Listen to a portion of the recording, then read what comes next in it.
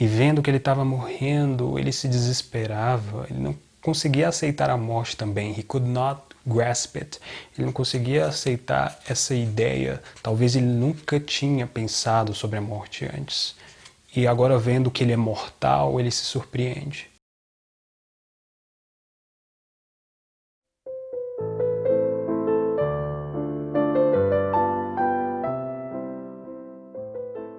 Imagine o seguinte, você vive a sua vida inteira de uma forma bem correta, você faz ali o seu trabalho, você se dedica, você tem as suas ambições no campo do trabalho, você busca promoções, você busca um estilo de vida melhor, você busca ir para um lugar onde você vai estar mais confortável com a sua família, você se dedica em construir todas essas coisas certinho para chegar no final da sua vida você sofrer de uma forma absurdamente insuportável, tão insuportável que te faz pensar: será que eu vivi da forma certa? Será que a minha vida inteira, tudo que eu vivi, não foi errado? Será que eu devia ter vivido de outra forma? Por que eu me sacrifiquei por todas essas coisas? Hein? Por que eu me sacrifiquei por todas essas coisas para eu sofrer dessa forma no final? É isso que acontece com o nosso queridíssimo Ivan Ilitch. Essa história nos coloca cara a cara com a morte. Você não gosta de pensar sobre a morte? Você tenta a todo custo, de todas as maneiras, esconder-se da morte. Você se distrai com tudo que é tipo de coisa, com o teu trabalho, com a tua família, com os teus afazeres. Você esconde a morte de você, ou você esconde também a vida, porque ao mesmo tempo que você está escondendo a morte, você está escondendo a vida. Você vive no automático, você está preocupado com coisas materiais, em só construir as coisas, em deixar tudo bonitinho, tudo perfeito. Você está perdido nessa loucura de buscar coisas que você não precisa para satisfazer alguma coisa que você nem sabe direito o que é. Imagine ter o triste fim de Ivan Ilitch, ou o triste fim de Policarpo Quaresma, em que o personagem chega ao fim da vida, ele se vê numa situação ruim e ele percebe que tudo, que ele se dedicou durante a vida dele não valeu de nada. Antes da gente ir para a história, por favor, não se esqueça de se inscrever aqui embaixo. Se você gostar do vídeo, deixa o seu like, tá? Se você está me acompanhando, você vem aqui e só assiste, meu amigo, me ajuda aí, deixa um like aí. O canal é pequeno, você me ajuda com isso. E é isso aí, vamos comigo na morte de Ivan Ilitch. Essa história ela começa de uma forma bem curiosa, que ela já começa com o anúncio da morte dele. Ah, Ivan Ilitch has died, alguém diz ali numa corte, porque o Ivan Ilitch trabalhava num local de magistrados, num local de juízes. Então a gente já tem essa coisa de julgamento, já tem essa atmosfera que o narrador vai fazer diversas vezes algumas comparações em determinados momentos da narrativa, puxando essa carreira dele, magistrada. Ele tem, ele passa por algumas promoções aqui, mas é curioso esse ambiente de julgamento. Guarda essa palavra julgamento. So, on receiving the news of Ivan Ilitch's death, the first thought of each of the gentlemen in that private room was of the changes and promotions it might occasion among themselves or their acquaintances. Ou seja, com a morte do Ivan Ilitch, fica uma vaga que alguém tem que ocupar e as pessoas logo pensam nisso, Ah, eu posso ser promovido, o meu primo pode ser promovido, Parece que esse pessoal aqui vive na bruzundanga, Porque isso aqui não é muito diferente do Brasil, esse mundo, de as pessoas estão sempre querendo conquistar alguma vaga, o sentido das pessoas é ter alguma vaga na esfera pública, certo? Então a gente vive, aqui, o Ivan Ilitch vivia aqui nessa história, uma realidade de interesses, que as pessoas só pensam em seus interesses e nos interesses daqueles que estão perto dela, aquela coisa do cordial, tem aquela teoria lá do brasileiro cordial, enfim. Mas aqui a gente está falando de Rússia, enfim, não é muito diferente, Então, gente, aqui a gente já tem o tom dessa história que é os interesses das pessoas, né, as ambições das pessoas. O Ivan Ilitch também não é um santo. Ele tem, né, os seus demônios também, assim como a esposa dele também tem seus demônios, tem seus interesses, que a gente vai ver aqui. Bem, cada um dos colegas do Ivan Ilitch pensava ou sentia que ele está morto, mas eu estou vivo. Né? Então eles tinham também que cumprir toda aquela cordialidade, aquela coisa de ir ao funeral por pura decência, mas não tinha uma real consideração pelo cara que está morto ali, certo? Então a gente vê esse narrador colando por enquanto nesses personagens, nesses colegas, nessa situação do funeral. Ele vai dizer que o morto ali, o Ivan Ilitch, ele tinha uma expressão de, ele cumpriu o que ele tinha que ter cumprido na vida, mas tinha também um olhar como se fosse um julgamento, uma reprovação àqueles que estão vivos. Aí a esposa dele está meio desamparada ali e um desses colegas vai falar com ela, ela chama, né, esse colega para falar com ela e ela está procurando saber o que ela poderia conseguir com a morte dele, né? Alguma coisa do governo, algum benefício. She knew how much could be got out of the government in consequence of her husband's death. Então ela sabia o quanto ela conseguiria, né, retirar do governo por conta da morte do esposo, do marido, but wanted to find out whether she could not possibly extract something more. Mas ela queria saber, na verdade, se ela poderia extrair alguma coisa a mais. Quando ela foi fazer a pergunta ao amigo, ao colega, né, do Ivan Ilitch, ela já sabia até mais do que esse próprio colega, né, de todos os trâmites das coisas, mas ela só queria saber se ela poderia conseguir alguma coisa a mais através desse colega. Tá? Então tem o interesse, os interesses da esposa, tem os interesses dos colegas, eles estão sempre, né, em busca de alguma coisa para o benefício próprio. Aí aqui na parte 2, o narrador ele já parece se intrometer no sentido de dar um julgamento, talvez. Vejam só, Ivan Ilitch's life had been most simple and most ordinary and therefore most terrible.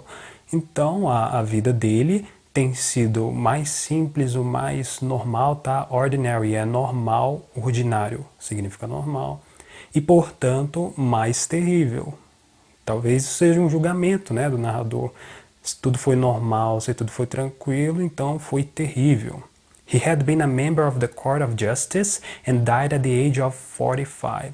Então ele foi um membro da corte, né, e morreu aos 45 anos. Morreu jovem, né? 45 é ano pra caramba, mas jovem é considerado, certo?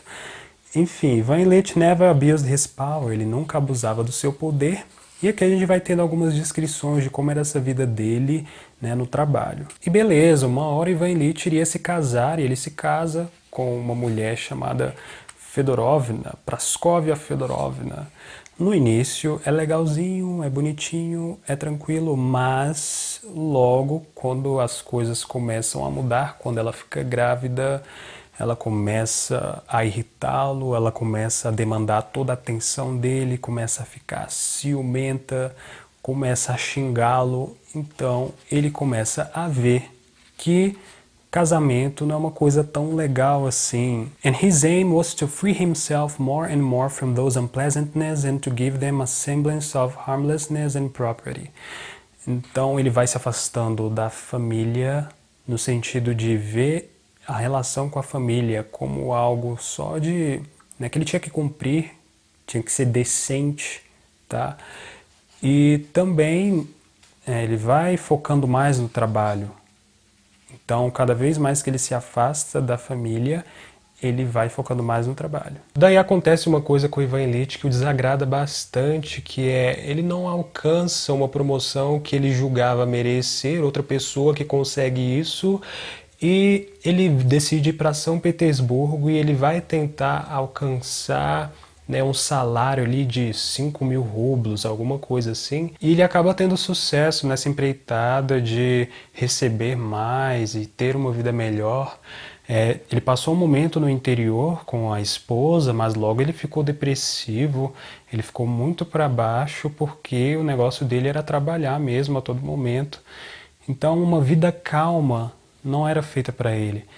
Ele foi atrás disso conseguiu, voltou, falou com a esposa, comemorou, não sei o que, tal, deram uma trégua ali das brigas deles, e ele vai, né, para o lugar novo, ele consegue uma casa nova, ele começa a decorar a casa, ele fica tão entretido em decorar a casa que às vezes quando ele está no trabalho, ele se esquece do trabalho, ele fica meio, né, avoado, pensando em como ele mexeria nas cortinas e como ele decoraria a sala. Enfim, ele entra nessa coisa, nessa vaidade de decoração. E essa dedicação em cima dessa casa, essa vaidade, era para parecer uma pessoa rica, né, para ter um ambiente que se assemelhasse ao das pessoas ricas. E, na verdade, o narrador mesmo aponta isso, que nessa tentativa de se aproximar de quem era rico, ele parecia, na verdade, mais com as outras pessoas que também estavam tentando a mesma coisa.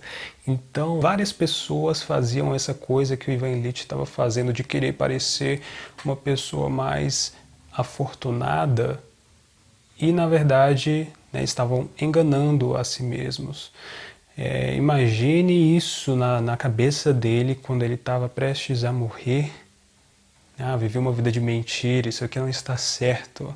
Estava tentando parecer o que eu não era. Ivan Illich's chief pleasure was giving little dinners to which he invited men and women of good social position, and just as his drawing room resembled all other drawing rooms, so did his enjoyable little parties resemble all other such parties. Ou seja, aquilo que eu falei, né, ele não era muito diferente das outras pessoas que queriam ter esse ar mais aristocrático. Um dos seus prazeres era dar, né, alguns jantares, pequenos jantares, que ele convidava homens e mulheres de boa posição social e, né, de dar festas também. Então tudo isso nesse salão principal onde ele dava suas festas e tudo mais, não era diferente de todos os outros salões. Ele vivia a mesma vida de outras pessoas. É como se essa pessoa não tivesse uma individualidade. Ela só vai seguir a mesma coisa que as outras pessoas seguem, que é o que aparenta ser bonito, o que aparenta ser de bom tom. E bem, nessa arrumação dessa casa, ele acabou se machucando, ele bateu com o lado de alguma forma, e ele acredita que isso foi o início da sua enfermidade. Ele começa a sentir, né, um desconforto no lado, começa a sentir também um gosto estranho na boca, e aí começa o inferno na vida do Ivan Illich. Ele começa a se consultar e os doutores prescrevem, né, os medicamentos, e ele vai seguindo algumas dessas orientações, mas a dor não melhora de jeito nenhum. Aí a esposa dele também parecia não entender muito bem a coisa, e ela comenta, né, às vezes também ele não segue as orientações, comentando com as outras pessoas. E às vezes, né, ele fica acordado até tarde, ele vai objetar, não, só foi uma vez que isso aconteceu. And well, even if I hadn't stayed up, this pain would have kept me awake.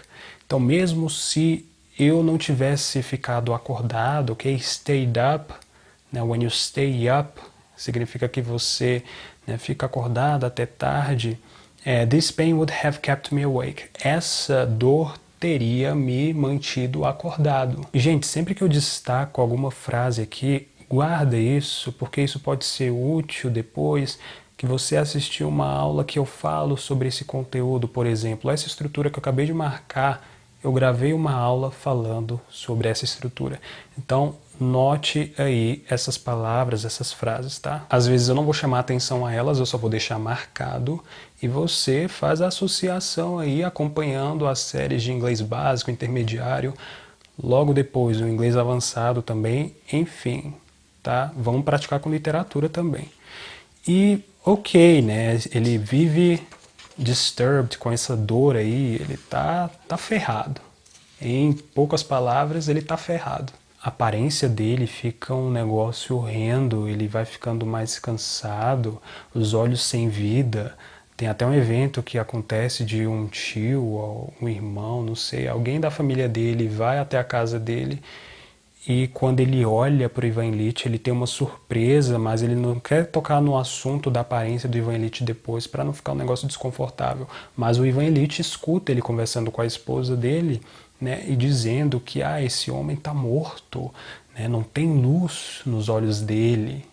Aí ele, ouvindo aquilo tudo, e ele vai conferir no espelho, ele se olha ali no espelho, ele pega uma imagem que está ele e a esposa, e ele vê como ele mudou também. Então ele está começando a cair na real de que esse problema que ele tem não é um problema de apêndice, não é um problema que o médico falou, né, do corpo, não, o problema dele é a morte, ele está morrendo. E vendo que ele estava morrendo, ele se desesperava, ele não conseguia aceitar a morte também, he could not grasp it, ele não conseguia aceitar essa ideia, talvez ele nunca tinha pensado sobre a morte antes. E agora vendo que ele é mortal, ele se surpreende. É aquele negócio, as pessoas não pensam na morte até começarem a morrer. Aí elas vão lembrar de Deus, elas vão lembrar do caramba. Quando elas estavam vivas, elas nem pensavam nisso. Agora que elas estão morrendo, elas começam a se desesperar. E cada vez mais essa dor que ele sentia e o gosto estranho na boca atrapalhavam as interações dele, atrapalhava a vida dele social, a vida no trabalho. Ele não conseguia jogar um jogo lá chamado Bridge, eu não sei como é a tradução em português, né? Mas ele jogava um jogo e ele não tinha mais a performance que ele tinha, as pessoas percebiam que ele estava cansado, no trabalho também, às vezes ele estava no meio de uma sessão de algum negócio ali e de repente a dor começava a tomar conta, né, da cabeça dele, ele não estava mais concentrado naquilo porque a dor não deixava. Então como é que trabalha, como é que interage socialmente, como é que faz qualquer coisa sentindo essas dores? The pain in his side oppressed him and seemed to grow worse and more incessant, while the taste in his mouth grew stranger and stranger. Aquilo que eu falei, a dor crescia cada vez mais e o gosto estranho na boca também, cada vez mais estranho. E agora, afogado nesse sofrimento, ele começa a chorar e a questionar Deus, o ser humano, a crueldade de Deus, a crueldade do ser humano. He wept on account of his helplessness, his terrible loneliness, the cruelty of man, the cruelty of God, and the absence of God. Então, a ausência de Deus. Agora ele está pensando em Deus. Não aparece nenhum momento aqui na narrativa dele ter pensado em Deus antes. Ele só vai pensar em Deus agora, no sofrimento. E não vai pensar de uma forma boa, de uma forma, por favor, me perdoe, mas de uma forma ressentida. Você está ausente. Mas ele sempre esteve ausente. O Ivan Ilitch esteve ausente. Ele nunca esteve com Deus. Agora ele está pensando em Deus, mas de uma forma ressentida. Você está me dando todo esse sofrimento por nada. Eu sempre vivi uma vida regrada, tudo certinho, porque você está me fazendo sofrer. Então ele coloca a culpa em Deus, que é uma coisa muito comum. Eu já comentei sobre esse comportamento num vídeo sobre uma história de Dostoiévski, que eu vou deixar o card aqui, então confira lá em que eu comento essa história, tá? Então tem esse questionar o ser, que é um comportamento muito comum ao ser humano. Quando a pessoa está sofrendo muito, ela tende a questionar o ser com S maiúsculo. Aí ele vai se dando conta de que resistance is impossible, he said to himself. Então resistência é impossível, não tente resistir à morte, ela vai te devorar, não tem como resistir. Mas mesmo assim ele ainda segue amargo e sofrendo. For Christ's sake, let me die in peace, he said. Pelo amor de Cristo, deixe eu morrer em paz, é o que ele diz. A mulher dele, quando ela aparece ali, preocupada, ele fica mais agressivo. She would have gone away, but just then their daughter came in and went up to say good morning. Então, quando ele mandou a esposa dele, deixe eu morrer em paz, ela teria ido embora, mas logo a filha deles apareceu e subiu ali para dizer bom dia. Nessa situação toda, a gente tem uma creche ali na casa dele, de umas crianças que estão bem afastadas do pai. Aí ele tem um filho que ele sempre achou meio estúpido assim, mas parecia ser o único, além de um outro servo, que tinha um servo ali chamado Gerazim. Apenas ele e o filho dele, segundo os pensamentos de Ivan Ilitch, pareciam ter pena dele. Ele tinha essa vontade de que as pessoas sentissem pena dele, entendessem o sofrimento dele. Aí agora ele chega àquele questionamento: What if my whole life has really been wrong? E se toda a minha vida inteira, tivesse sido errada? A esposa sugere que ele tome a comunhão, ele também chama o padre e tudo mais, ele toma o negócio, até se sente melhor, aliviado, mas logo após tomar a comunhão e fazer todo aquele rito, ele vai percebendo que não, as coisas estão mesmo erradas. Ele observa a figura da esposa dele, ele vai tomando consciência disso de novo. Her dress, o vestido dela, her figure, the expression of her face, the tone of her voice, all revealed the same thing. This is wrong. It is not as it should be. All you have lived for and still live for is falsehood and deception, hiding life and death from you. Olha isso, cara. Então, tudo nela lembrava ele que isso está errado, não era para ser assim.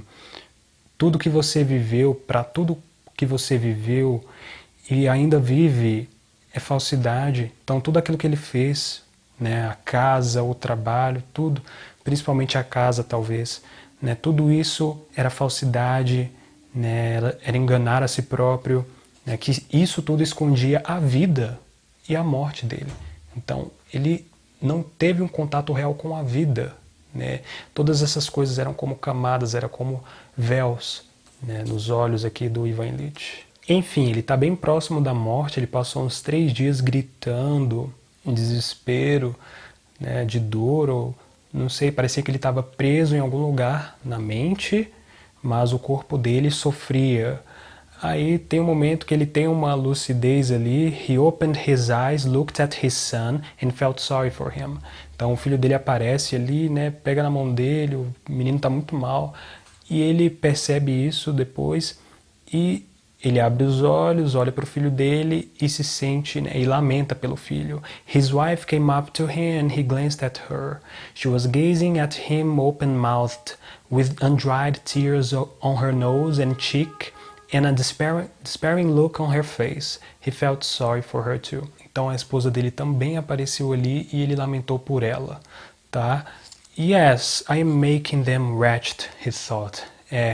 Eu estou fazendo eles miseráveis, eu estou fazendo a vida deles miserável. They are sorry, but it will be better for them when I die. Então eles lamentam, mas vai ser melhor para eles quando eu morrer. He wished to say this, but had not the strength to utter it. Então ele desejava dizer isso, mas ele não teve a força para enunciar essa coisa. Daí ele tenta pedir desculpas, ele fala umas poucas palavras ali com a esposa antes de morrer. Finalmente ele chega ao estado em que parece que ele está fazendo uma passagem para outro lugar. E onde é que está a dor? Where are you, pain? Onde está a dor, não tem dor. Além disso, né, onde está a morte? Onde está a morte? There was no fear because there was no death. Não havia medo porque não havia morte. In place of death, there was light. No lugar da morte havia luz. Então ele está tendo um flash, alguma coisa aí está acontecendo. Há essa narração meio fantástica aqui da morte do Ivan Illich. E em algum momento é que ele vai morrer. E me parece que ou ele está negando a morte ou ele está sendo resgatado por alguma força divina. Essa é a impressão que eu tenho, porque parece que ele morre com o mesmo orgulho que ele tinha de ter vivido uma vida certinha e não merecer o sofrimento que ele teve, mas essa coisa da luz, né, remete a alguma coisa divina. Fica esse mistério aqui pra gente. Enfim, chegamos ao fim da morte de Ivan Illich. Essa história que eu gostei bastante quando eu li da primeira vez, porque eu achei ela meio psicológica também, né? E eu gosto dessas histórias que trazem essa coisa interna do personagem, esse conflito interno. Mas ao mesmo tempo, agora fazendo uma releitura, eu não sei, eu acho que eu não senti muita coisa, assim, eu não me surpreendi com nada, tá? Porque eu já tinha lido antes E a escrita de Tolstói não me surpreende muito. Eu não consigo sentir.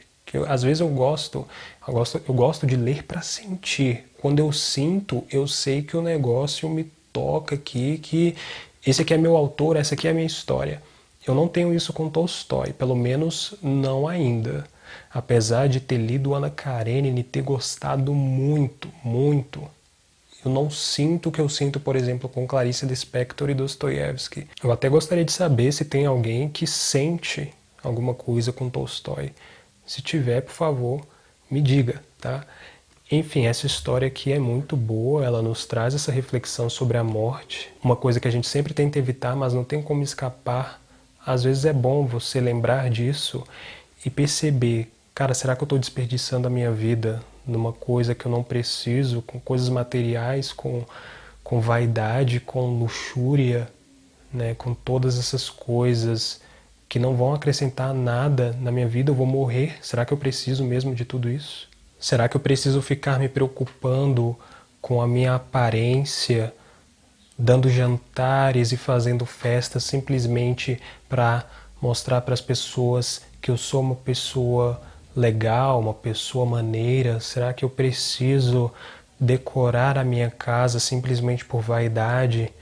Será que eu preciso me dedicar ao meu trabalho simplesmente para obter mais dinheiro? Será que eu tenho que ter tanto assim? Será que eu tenho que ter uma vida tão certinha assim? E depois, quando eu estiver sofrendo, né, jogar isso na cara de Deus, na cara do ser, porque, ora, eu tive uma vida certinha, eu não mereço sofrer. Então, ninguém está livre de sofrimento. Ninguém é especial por sofrer. Então, quando a gente está sofrendo, acredito eu que a gente deve abraçar isso. Tá, eu estou sofrendo, isso faz parte da vida. Isso não é culpa de Deus, isso não é culpa, né, das outras pessoas. Isso está acontecendo porque isso é normal, isso acontece com todo mundo. E eu acho que é por aí o caminho. Tá? Eu acho que é por aí o caminho.